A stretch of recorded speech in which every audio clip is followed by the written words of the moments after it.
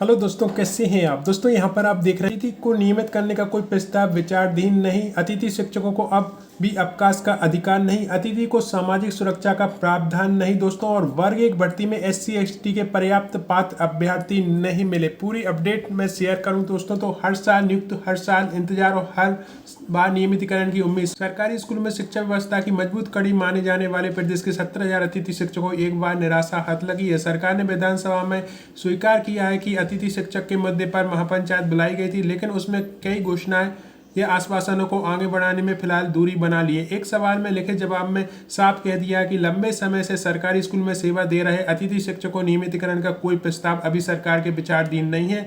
जवाब में यह भी स्पष्ट हो गया है कि BEd DEd योग्य पात्रता परीक्षा उत्तीर्ण या 15-16 सालों से सेवा दे रहे अतिथि शिक्षकों को फिलहाल गुरुजी की तर्ज पर नियमित करने के लेकर कोई भी निर्णय प्रस्ताव नहीं है। वहीं दूसरी ओर दोस्तों, विधानसभा में दिए गए जवाब में सरकार ने स्पष्ट किया कि अतिथि शिक्षक किसी प्रकार का अवकाश की पात्रता नहीं है। हाल ही में 20 फरवरी 2026 को लोक शिक्षण संचालय ने आदेश जारी कहा था कि यदि कोई अतिथि शिक्षक एक सप्ताह से अधिक अनुपस्थित रहता है तो उसे तत्काल पोर्टल से रिलीव कर दिया जाए। इस आदेश का विरोध हुआ। अतिथि शिक्षकों ने हम भी इंसान मशीन नहीं है इस नारा को देते हुए प्रदेश भर में आवाज उठाई।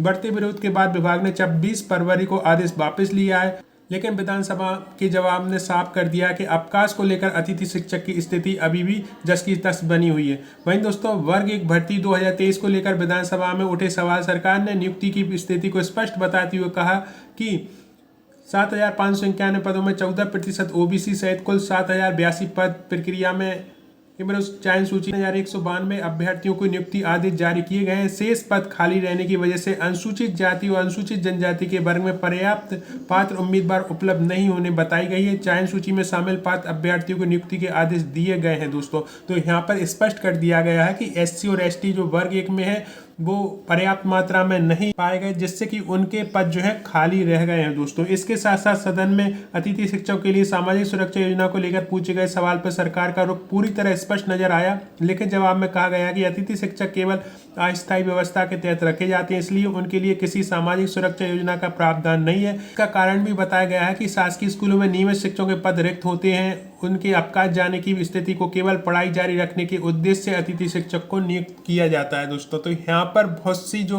वो स्पष्ट हो चुकी है दोस्तों। इस विषय में आप क्या सोचते हैं, कमेंट बॉक्स में अपनी राय जरूर रखें।